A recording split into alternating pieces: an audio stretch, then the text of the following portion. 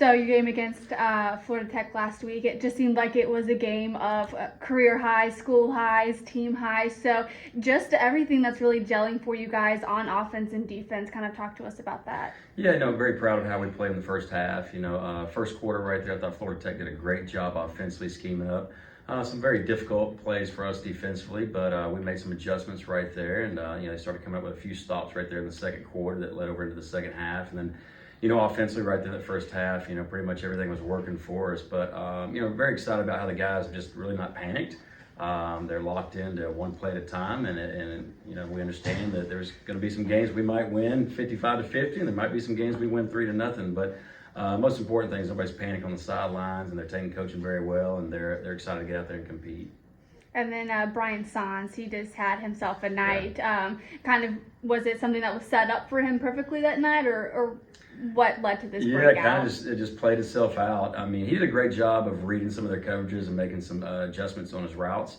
Rogan did a great job of finding him downfield some, but it wasn't like how we went into this game plan saying, hey, let's just get Brian the ball every play. It just kind of happened that way, and we really didn't know he was on the verge of breaking any kind of school record or anything until about halfway through the third quarter, and I joked with him saying, I might have to bench you because it's my record. He just looked at me crazy and said, I'm joking completely. It's not my record at all.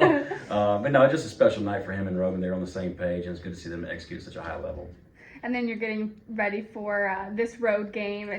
You only have one game with North Greenville. Mm-hmm. What's kind of like the game plan with them? Well, we got to travel well and go up there and execute just like we do in every football game. However, they offensively, they got some players that we're concerned about. They got a lot of speed on that side of the ball, and they do some things offensively that put you in some difficult situations.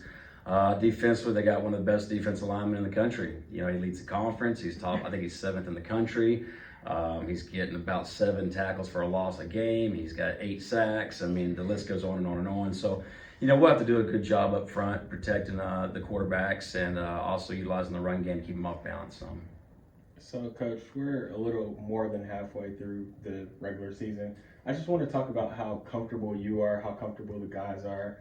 I mean, you're trading, going back and forth in that first quarter, and then you guys just turn it on. And what is the chemistry like between the team right now? I think now it's to the point where it's trust. I didn't know these guys very well until the season started. We started getting into some competition, and they didn't know how I was going to act, to be honest. But, I think now the chemistry's there, the trust. I trust them to go out there and execute and work hard, and they trust that we're putting them in the best situation we possibly can. So, I think you're seeing that. I've been very pleased, again, how they've responded in some games. And we have had some games that have been close right there, even in going into the fourth quarter. And there's been no panic. There's just been, hey, Coach, this is what we're seeing, and let's get out there and attack. Now, Coach, after the game, you said there's still a lot of things to work on. Don't want to get complacent. From the outside looking in, it looks like everything's going well. But as the coach, just what are some things you think the team? Well, I think you got to always work on that. This football team's obviously got a lot of recognition over the last 2 years. They've done as good as you possibly could. So I think you always got to work on not getting complacent and not just expecting those wins to fall in your lap. That's not how college football works. So that's a challenge for us every single day, obviously. But again, the team has done very good in that area, and they've responded every day. We got practice here in about an hour, and they're going to show up with a good attitude and excited to get out there and play football. So that's probably the biggest thing. But I tell you, they've been a lot of fun to coach and be around because they want to go out there and compete every day. I know sometimes the topic of conversation here is penalties and those silly mistakes. Mm-hmm. And you guys had nearly 700 yards of total offense last week.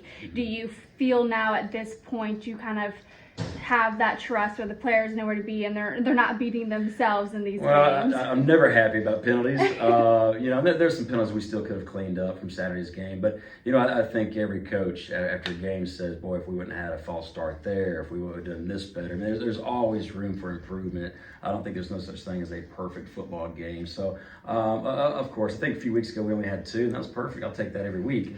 But, yeah, we're getting better in that area.